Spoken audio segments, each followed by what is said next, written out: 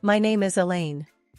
I'm a 56-year-old doctor at our local hospital, a profession that has been both my calling and my refuge, especially since becoming a widow 2 decades ago.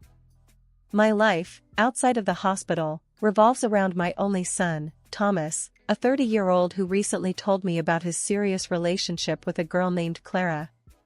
He described her in such glowing terms that I was both curious and eager to meet her.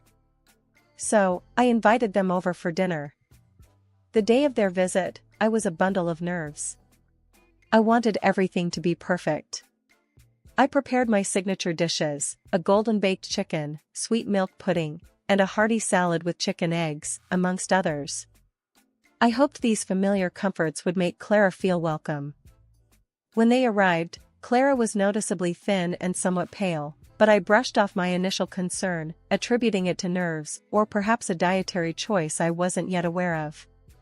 I greeted them warmly. "Welcome, Clara.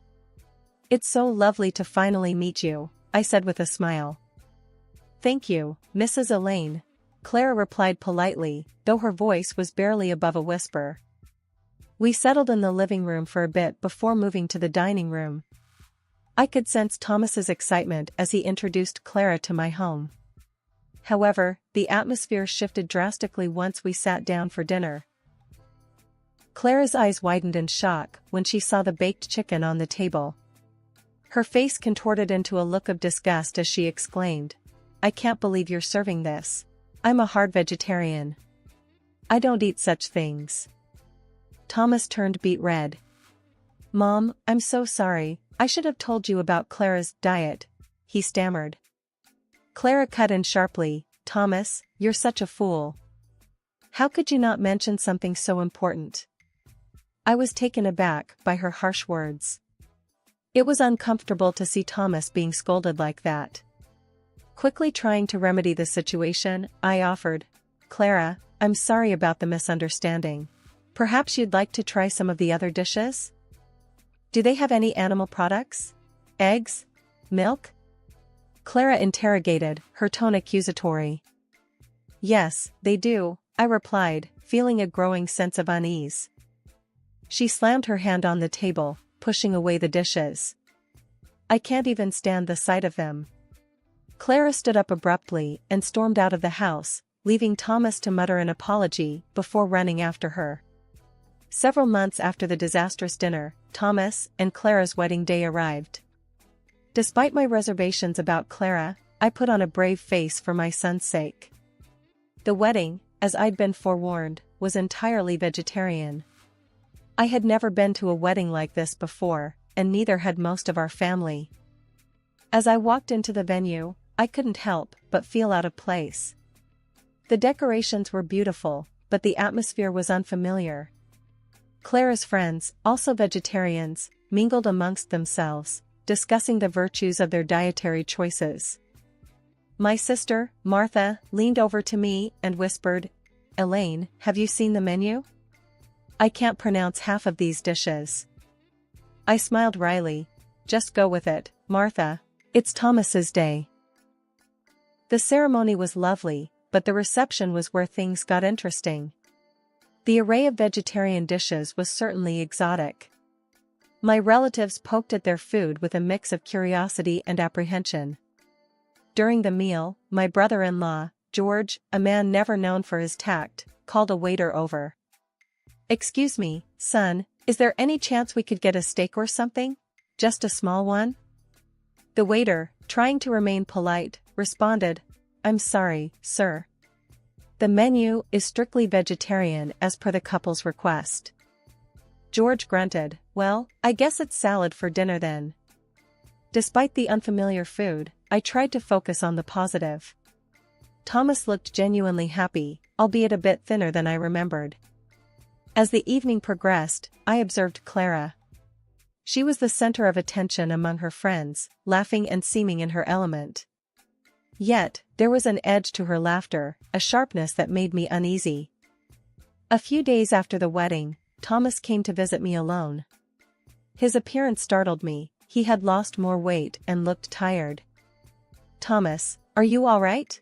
You've lost so much weight," I said, concern evident in my voice. He sighed, looking down at his hands. Mom, Clara's been, well, she's put me on a strict vegetarian diet too. Says it's non-negotiable. I was taken aback. But, Thomas, your job is physically demanding. You need a balanced diet. He shrugged helplessly. I know, Mom, but I want to make her happy. It's been hard adjusting.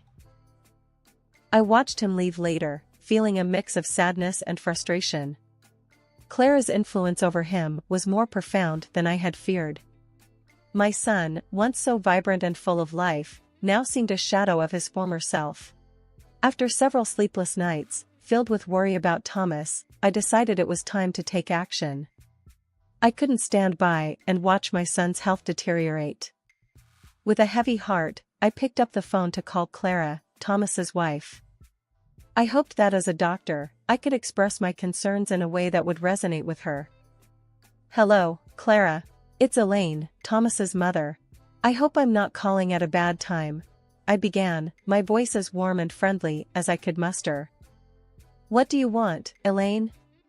Clara's voice was cold, distant. I'm calling about Thomas, I said cautiously. I've noticed he's lost quite a bit of weight and seems very tired lately. I'm worried it could be related to his new diet. Clara let out a sigh, audibly annoyed. Look, Elaine, Thomas is perfectly fine. He's just adapting to a healthier way of eating. You're overreacting. I understand your perspective, Clara, but as a doctor, I see signs of nutritional deficiencies in Thomas. He works a physically demanding job, and a strict vegetarian diet without proper planning can lead to health issues, I explained, trying to keep the conversation civil and factual. Elaine, I don't need a lecture on nutrition from you. We've done our research. Thomas is on a balanced vegetarian diet, and that's that. You're not a dietitian, Clara retorted sharply. But Clara, there are certain nutrients that are hard to get from a vegetarian diet alone, especially for someone with Thomas's lifestyle. Perhaps we could work together to find a diet that meets his nutritional needs and aligns with your dietary preferences? I suggested, hoping for a compromise. Clara's voice rose in frustration. I'm not interested in your help, Elaine. Thomas is my husband, and we make our decisions together. You need to respect that and stay out of it. Before I could respond, she hung up. I stared at the phone, feeling a mix of anger and helplessness. Clara's unwillingness to even consider my concerns was alarming.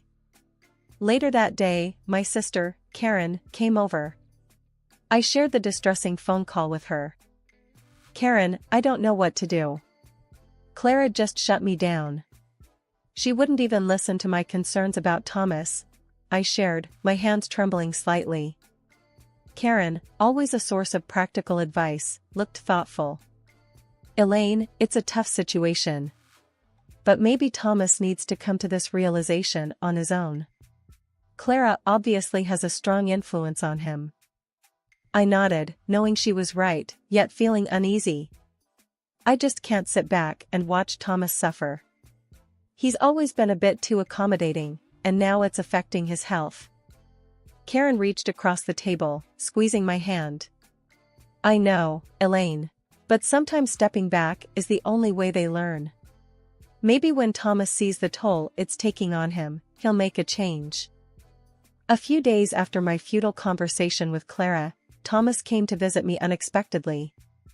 It was a cold, gray afternoon, the kind that made you want to stay indoors. When I opened the door, the sight of him took my breath away. He looked nothing like the son I knew. His face was drawn and pale, his eyes lacking their usual spark. But it was the scratches on his face that alarmed me the most. Thomas, what happened to you? I exclaimed, ushering him inside. He avoided my gaze, a sign that he was uncomfortable. It's nothing, Mom, just a little argument with Clara. I led him to the living room, my mind racing with worry. Argument? Thomas, she scratched your face. This is serious. He finally looked at me, his eyes weary.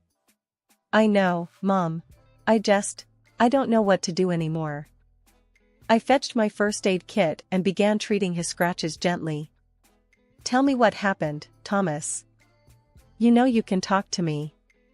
He sighed, a deep, troubled sigh. I went out for a quick bite. I just wanted to eat something more high-calorie and tasty, you know? I went to this cafe and ordered a burger. Clara saw me through the window. She stormed in and made a huge scene. I couldn't hide my shock. A scene? Over a burger? Thomas nodded, looking down at his hands. Yeah, she was screaming about me betraying our lifestyle, our values. She said I was poisoning myself. Then she scratched my face and told me to leave the house. I finished bandaging his face, feeling a mix of anger and helplessness. Thomas, this isn't healthy. You can't live like this. Being forced to change your diet and then being attacked for eating a burger? It's not right. He leaned back on the sofa, closing his eyes. I know, Mom. But I love her. I thought I could make this work. I sat beside him, my heart aching for my son. Love shouldn't be this hard, Thomas. It shouldn't hurt like this. We sat in silence for a while, the only sound the ticking of the clock on the wall. Finally, Thomas spoke up. I think I'll stay here tonight, if that's okay. I just need some time to think. Of course, you can stay as long as you need, I replied, trying to offer him a comforting smile. That evening, as I cooked dinner, I kept glancing at Thomas, who was sitting at the kitchen table, lost in thought. I prepared a simple, hearty meal, roast chicken, mashed potatoes, and steamed vegetables. The kind of food I knew he loved. As we ate, I tried to lighten the mood. Remember when you were a kid, and you wouldn't eat anything but chicken nuggets for a week? Thomas managed a small smile. Yeah, I was a picky eater. But I always loved your cooking, Mom. I reached across the table, squeezing his hand. You're always welcome here, Thomas. You're my son, and I just want you to be happy and healthy. He squeezed back, a glimmer of the old Thomas in his eyes. Thanks, Mom. I really needed this. The next couple of weeks passed in a blur of worry and sleepless nights. Then, one ordinary Thursday, my world was rocked by a phone call that every parent dreads. It was the hospital. Mrs. Parker, your son Thomas was brought in this morning. He's been in an accident, the voice on the other end said, calm yet impersonal. My heart skipped a beat. Is he all right? What happened? I asked, trying to keep my voice steady. He's stable now, but he lost consciousness at the wheel. He's lucky, the injuries aren't serious. You can come and see him, the caller replied. I hurried to the hospital, my mind racing with 1,000 fears. When I arrived, I saw Thomas lying in a hospital bed, looking even more pale and thin than before. Thomas, oh my God, are you all right? I gasped, rushing to his side. He managed a weak smile. I'm okay, Mom. Just a bit shaken up. A doctor I knew, Dr. Simmons, came into the room. Elaine, we've given him a thorough checkup. Physically, he's fine, just a few bruises. But his blood tests show signs of malnourishment. It seems he fainted due to low blood sugar. I turned to Thomas, my worry turning into anger. Malnourishment? Thomas, is this because of your diet? Thomas avoided my gaze, nodding slightly. I guess I haven't been eating properly. Clara's been so strict about the diet. I turned to Dr. Simmons. Can we make sure he gets a proper meal here? Something substantial? Of course, Elaine. We'll take care of him, Dr. Simmons assured me. I sat by Thomas's bed, holding his hand. Thomas, this has to stop. You could have been killed. All because of this diet. Thomas sighed, a look of resignation on his face. I know, Mom. I just wanted to make Clara happy. But not at the cost of your health, Thomas. This isn't just about food, it's about control. She can't dictate what you eat to this extent, I said, my voice firm but filled with concern. He looked away, his eyes filling with tears. I love her, Mom. I thought love was about compromises. Compromises, yes. But not like this. Not when it puts you in danger, I replied, squeezing his hand. We sat in silence for a while, the beeping of the heart monitor the only sound in the room. Thomas eventually drifted off to sleep, exhausted from the ordeal. I tried to call Clara, but she didn't answer the phone. Maybe she was afraid of my reaction to what had happened, or maybe she didn't care. After Thomas was discharged from the hospital, I insisted he stay with me for a while. Clara didn't mind. At least she didn't reply to my message. Thomas needed proper care, and I wanted to make sure he got back on his feet, both physically and emotionally. The first evening at my house, I prepared a hearty meal. As I set the table, I could see Thomas eyeing the food with a mix of hunger and hesitation. Mom, this looks amazing, but I don't know if I should. Clara might not like it, Thomas said, a troubled look crossing his face. Thomas, right now, you need to focus on your health. Clara isn't here, and you need to eat, I responded firmly, serving him a generous portion of roasted chicken and vegetables. He reluctantly began to eat, and with each bite, I saw a bit of color return to his cheeks. This is really good, Mom. I didn't realize how much I missed her cooking. I sat across from him, watching him eat. Thomas, you've always been healthy. It's painful to see you like this. Your relationship with Clara, it's not just about food. It's about control and your well-being. Thomas set his fork down, his expression pained. I know, Mom. I just don't know what to do. I love her, but everything is so complicated now. Love shouldn't make you compromise your health or who you are. You've always been considerate and caring, but you can't set yourself on fire to keep someone else warm, I said, hoping my words would resonate with him. Over the next few days, I took care of Thomas, ensuring he ate well and rested. We talked a lot, about everything and nothing. I avoided pressing him about Clara, hoping he would come to his own conclusions. One evening, as we were sitting in the living room, Thomas spoke up. Mom, I've been thinking a lot. Maybe I've been trying too hard to please Clara, losing myself in the process. I nodded. It's important to find a balance, Thomas. In a relationship, both people should feel valued and respected. He looked at me, a newfound determination in his eyes. I'm going to talk to Clara. I need to be honest about how I feel, about the diet, and everything else. I reached over, squeezing his hand. Whatever you decide, Thomas, I'm here for you. Just remember, your health and happiness are what's most important. As Thomas went to bed that night, I felt a mix of hope and apprehension. He was at a crossroads, and the next steps he took would shape his future. All I could do was support him and hope that he found the strength to make the right decisions for himself. The situation escalated quickly when Clara, Thomas's wife, burst into my house during lunch. Thomas was just starting to look a bit better after days of proper nutrition at my place. Thomas, what are you doing? Clara shrieked as she saw him eating the chicken broth I'd made. Thomas looked up, startled. Clara, I'm just... You're betraying our lifestyle again. I can't believe this. Clara was livid, her eyes blazing with anger. Before I could intervene, she knocked the bowl of broth from Thomas's hands, sending it crashing to the floor. I stood up, my own anger rising at her irrational behavior. Clara, that's enough. You're in my house, and I won't tolerate this behavior, I said firmly.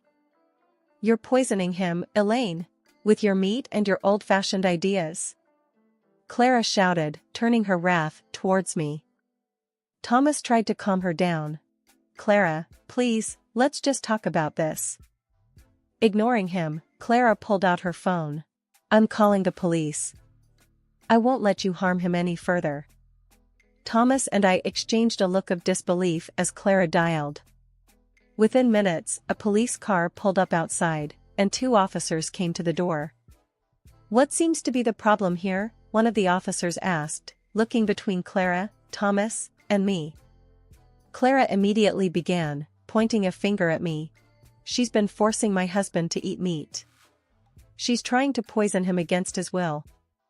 The officer turned to me, his expression one of mild confusion and concern. "Ma'am, is this true?" I shook my head. "No, officer. I'm Thomas's mother, and I've been taking care of him. He's been unwell due to malnutrition. I'm a doctor, and I was just trying to help him recover." Thomas spoke up, his voice weak but steady. "It's true, officers. I've been staying with my mom for a few days to get my health back." I went to my kitchen counter and picked up a hospital report. Here's the report from when Thomas was admitted after fainting due to low blood sugar. His diet was insufficient, and that's what I've been trying to address. The officers took the report, glancing over it. Clara's face turned pale as the reality of the situation started to dawn on her. "Ma'am, it looks like Mrs. Parker has been acting in her son's best interest," the officer said to Clara. "If there's no actual harm or criminal activity here, we can't take any action." Clara was speechless, her earlier fury deflated. The officers advised her to resolve the matter peacefully and left. Thomas looked exhausted by the whole ordeal. "Clara, I think you should go. We need to talk, but not now. Not like this." Clara, still in shock, quietly left the house without another word. I watched her go, feeling a mix of relief and sadness. The whole situation had spiraled out of control, and I worried about what this meant for Thomas's future with Clara. In the weeks that followed the police intervention, Thomas stayed with me, slowly regaining his strength and clarity of mind. We had many long conversations about his marriage and future. One evening, as we sat in the living room, a sense of resolve seemed to settle over him. "Mom, I've made a decision," Thomas said, his voice more assertive than I'd heard in a long time. I looked at him, feeling a mix of apprehension and relief. "What have you decided, Thomas?" "I can't go on like this with Clara. Our marriage, it's not healthy. I'm going to file for a divorce," he declared, though I could see the pain in his eyes. I reached out, taking his hand. "I know this must be hard for you, but I think you're making the right choice. You deserve to be happy and healthy, Thomas." He nodded, a sad smile on his lips. "I know. I just wish it didn't have to come to this." The next few days were a whirlwind as Thomas set the divorce process in motion. It was a tough time, but he handled it with a strength that made me proud. When the day came for him to move back into his own place, I helped him pack his things. As he was about to leave, he turned to me. "Mom, I can't thank you enough. You've been my rock through all of this." I hugged him tightly. "You're my son. I'll always be here for you, no matter what." A couple of weeks after Thomas moved out, I received a call from him. He sounded different, more like his old self. "Mom, I wanted to tell you that the divorce has been finalized. And I decided to take legal action against Clara for her role in the accident." I was surprised. "That's a big step, Thomas. Are you sure about this?" "Yes, I am. It's not just about me. It's about setting things right. And, you know, the court ruled in my favor. Clara has to pay me compensation," he explained. I could hear the confidence in his voice. "I'm proud of you, Thomas. You're standing up for yourself." There was a pause before he spoke again. "I've also started seeing a counselor. I think it's helping me understand a lot about myself and my relationships." Hearing this brought a sense of peace to my heart. "That's wonderful, Thomas.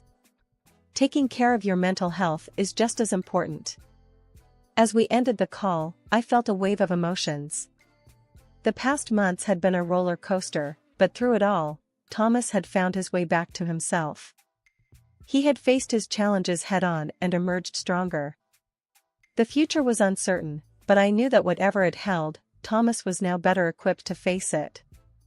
And as for me, I would continue to be there for him, his steadfast support, as I had always been.